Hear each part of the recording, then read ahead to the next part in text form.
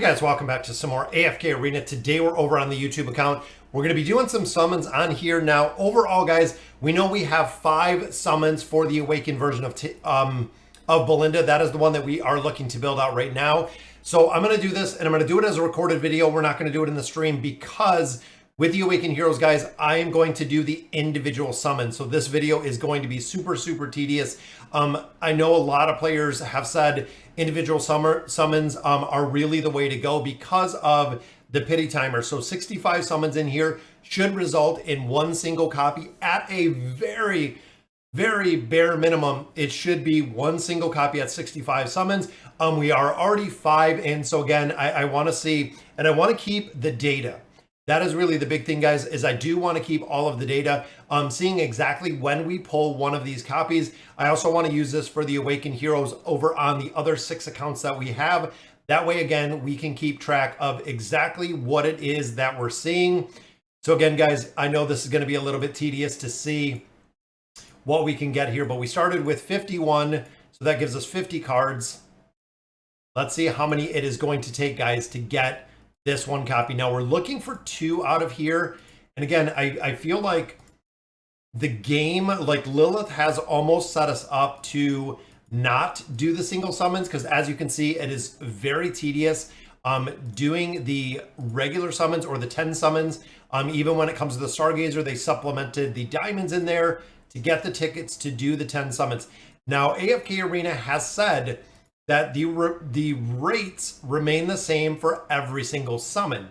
Now, with that being said, again, with every single summon being the exact same rates, except you kind of throw it out a little bit when you do the pity timer, the 65 summon pity timer. And I want to see if that is legitimate as well. I would love to go through here, see exactly at what point that we are getting a copy of this hero, if it is going to 65. If we do by chance exceed 65, guys, and there is our first copy.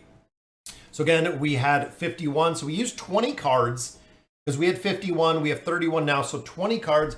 That is 25 in total, guys. So from the last copy of the Awakened version of Belinda to the one that we just copied, or we just got a copy of, gave us 1 copy, was 25 cards in total. With that being said, we have 31 cards left. Now the chances of, again, 65 cards is the bare minimum or the maximum that you're ever going to use within here, which is the reason why I want to do this. And I want to see if the probability, so 25 cards. And again, I have notepads over here. I'm saving everything. I'm going to put it in some spreadsheets so we can share it over on Reddit later. But the only way to really test this is massive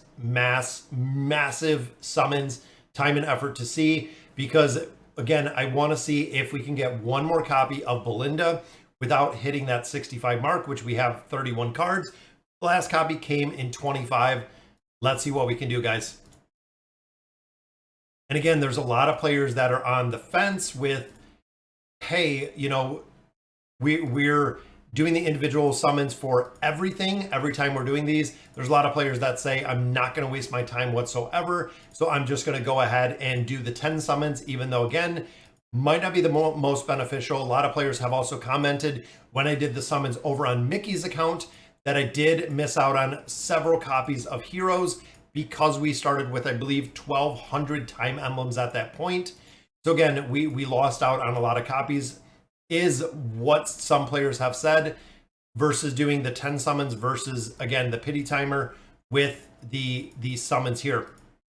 I don't know. I'm still kind of on the fence with both of them, guys. Honestly, I am on the fence with both of the summons to see, and I'm hoping with our last 14 cards, guys, that we can get a copy of the Awakened version of Belinda.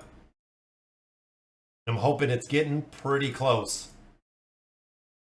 Got 11 more. All right, our final 10 right here. And again, they make this so tedious to do the summons in here. But we get a lot of loot, guys. Also get a lot of faction cards. I love getting the faction cards in there. So our final 6 here. Just need 1 copy, guys. 4 more. We might have to wait another couple days to get the Awakened version of Belinda out of these cards, guys. Our final 2. Our final one doesn't yield us anything, guys, but we got one copy, and then we got that much closer to another copy, which is exactly what we were looking for, guys. I want to see exactly how many cards it is going to take us every single time. So looking at that one, guys, we started with 51 cards. I bust out my little calculator here. We'll swap it up. So we started with 51 cards. We used 20 cards. So in total, we used 31. So we got 31 so far. And again, kind of keeping track of where we are. 31 copies. So essentially what that says is if we're going 65 minus our 31, within the next 34 time emblems that we do have, we're guaranteed to see, again, based on Pity Timer, we're guaranteed to see one copy of the Awakened version of Belinda. But again, I want to keep the math on here. I want to keep the summons so we know exactly when we're going to pull it and see if we do or if we get past that, that timer in here. Now, of course, with the Awakened version of Belinda, guys, is huge. Absolutely a game-changing hero. I'm even utilizing her right now in the Treasure Scramble. We built her up quite a bit. I have enough mats to go ahead and engrave her, which is the reason why we've saved a lot of our resources from the Stargazer. So we're going to be able to add her into the engraving. We're also going to be able to build out some furniture. I believe I already have the 3 of 9 furniture for him. Now, with these Awakened heroes particularly, guys, you have to build them out for the skills. Even getting her to Ascended is going to give her a much stronger ultimate ability. But when you look here, guys, this is the plus 30 signature item. We don't have the furniture, so we're missing all of these skills and abilities. We do not have the engraving. We're missing all of these skills and abilities, which is the reason not only the addition that we see within these heroes, adding stats on there, but in addition, it is going to unlock those skills and abilities, really amplifying, again, the Awakened version of Belinda's damage. When you look at a lot of different game modes, and the reason why I really want to build her is Treasure Scramble, she is in the best team.